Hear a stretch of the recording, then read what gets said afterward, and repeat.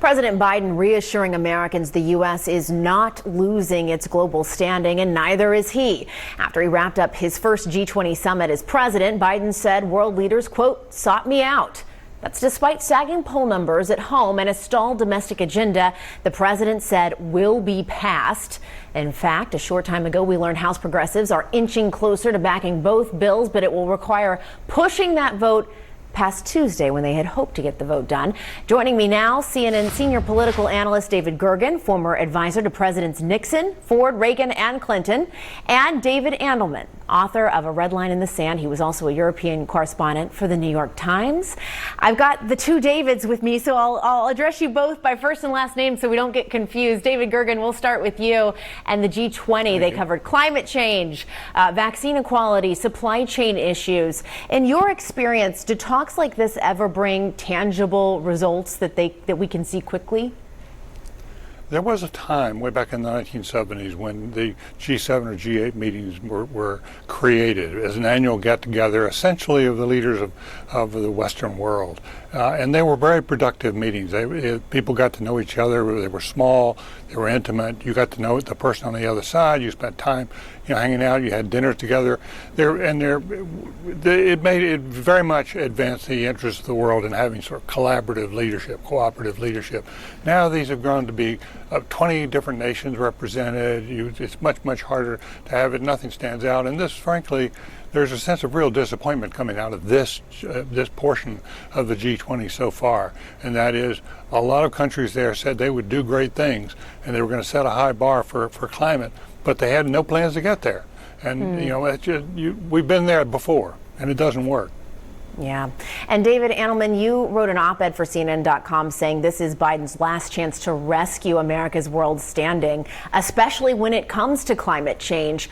Why is this such a crucial moment in your view? And do you agree with David Gergen that this is a bit of a disappointment as we come out of this? I do agree very much with David about that. Look, I think this goes back to the beginning of the Biden administration. Senior French leaders, particularly, and others in Europe, were telling me a year ago, right after the election, that they feared that Biden would be little more than an interregnum, little more than, just basically a change, a very slight change to go back to a Trump-like position in America. There were plenty of carrots, but no sticks here, and that was the principal problem that I see about this. This was a last stand to rescue America's standing in the world. Biden needed to come with something that he could actually tell what he was going to do, not simply, basically platitudes. Show, don't tell is what I always say. Show me what you're going to be doing, not don't tell me what you want to do.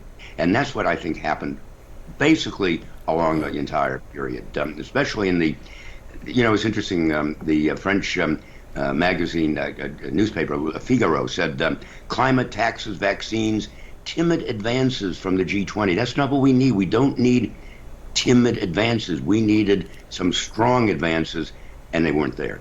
You don't need timid advances for really big problems. Go ahead, David Gergen. Were you going to say something? To emphasize what David is saying, if you think about the top 4 emitters of carbon in the world, and this meeting is now starting up in Glasgow, the number 1 emitter in the world, China, the leader is not coming at all. Number 2 is Biden with the U.S. Number 3 is India. Modi is coming, but he's coming with bad news, and that is he wants to lower the goals for India. And number 4 is Russia. And here we have Putin's going to do it by Zoom. That's hardly encouraging a sense of urgency about solving one of the world's biggest problems. Right. We don't have these people aren't committed in a serious way. Right, as time is ticking away, right? Very quickly. Boris Johnson, said that the pledge from world leaders after 2 days of the G20 was not enough. He said the G20 commitments were drops in a rapidly warming ocean. And this is Prime Minister Boris Johnson, with whom Biden said he had wonderful conversations.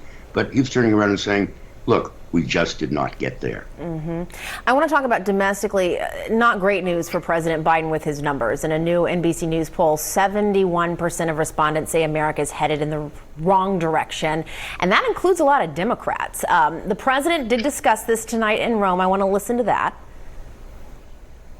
I run to determine how well I'm going to do in the polls. I ran to make sure that I followed through on what I said I would do as President of the United States.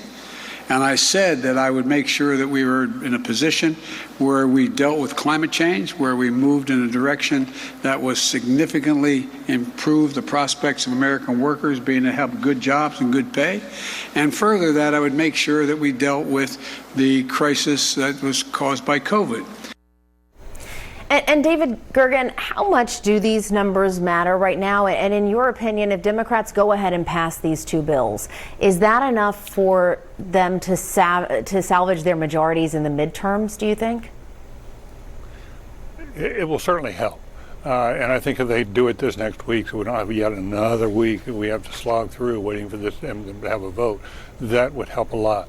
But I think he's down so far now. He's down 11 points in the polls. He used to be at 53. He's now down to 42.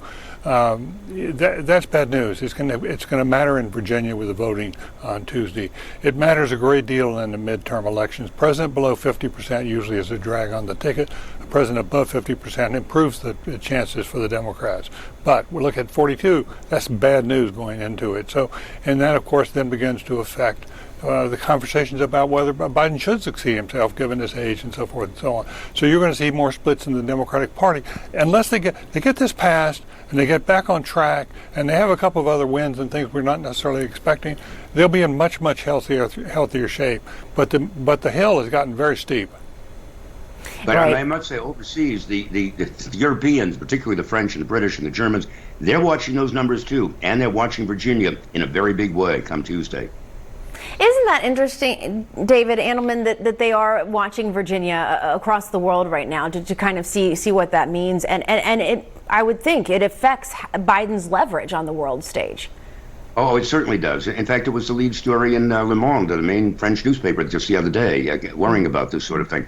Look, as I said, the principal concern going into the Biden administration was that he was simply an interregnum, that he was not a long-standing force in America for change.